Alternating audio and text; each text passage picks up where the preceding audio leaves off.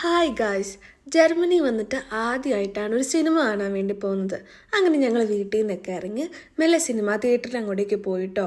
ജർമ്മനിയിൽ ആകെ വളരെ കുറച്ച് തിയേറ്ററിൽ മാത്രമാണ് ഈ സിനിമകളൊക്കെ ഇറങ്ങാറ്. അങ്ങനെ ഫ്രാങ്ക്ഫർട്ടിൽ എനിക്ക് തോന്നുന്നു ഓഫൻബാഹുള്ള ഈ സിനിമാക്സിൽ മാത്രമാണ് ഈ സിനിമ ഇറങ്ങാറ്. ഞാൻ മുമ്പ് എൻ്റെ ഫ്രണ്ട്സൊക്കെ എന്നെ വിളിച്ചിട്ടുണ്ടെങ്കിൽ ഇതുവരെ പോകാൻ വേണ്ടി പറ്റിയില്ല. അപ്പോൾ എന്തായാലും ഈ വട്ടം പോകാമെന്ന് വിചാരിച്ച് ഞങ്ങളൊരു സൺഡേ ഉച്ചയ്ക്ക് 12:30 ഷോ. ഞങ്ങൾ ആ സമയമാകുമ്പോഴത്തേനും അവിടെ എത്തി.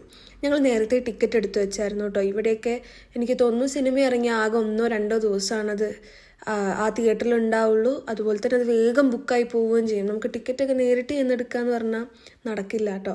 അങ്ങനെ ഞങ്ങൾ അവിടെ എത്തി. പക്ഷെ തിയേറ്റർ ഞങ്ങൾ പ്രതീക്ഷിച്ച അത്രയും ഉണ്ടായിരുന്നില്ല.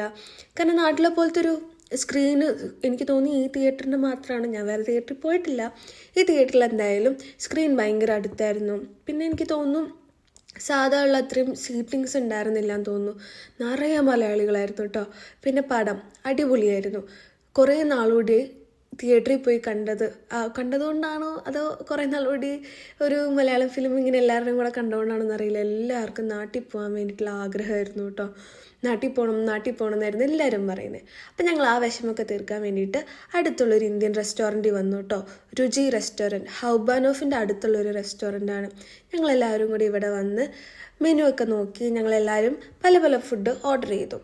ഞാൻ ചിക്കൻ ദം ബിരിയാണിയാണ് ഓർഡർ ചെയ്തത്. പിന്നെ നാനുണ്ടായിരുന്നു, ബട്ടർ ചിക്കൻ ഉണ്ടായിരുന്നു, ചില്ലി ചിക്കൻ ഉണ്ടായിരുന്നു, ഗീ റൈസ് ഉണ്ടായിരുന്നു. പിന്നെ ആരോ മട്ടൻ ബിരിയാണിയൊക്കെ ഓർഡർ ചെയ്തായിരുന്നു കേട്ടോ. നല്ല ഫുഡായിരുന്നു. കുറേ നേരം ഞങ്ങൾ വെയിറ്റ് ചെയ്തു. പക്ഷേ ഫുഡൊക്കെ അടിപൊളിയായിരുന്നു. ഒരു ഹൈദരാബാദ് ബിരിയാണിയുടെ ടേസ്റ്റായിരുന്നു എനിക്ക് ഫീൽ ചെയ്തത്.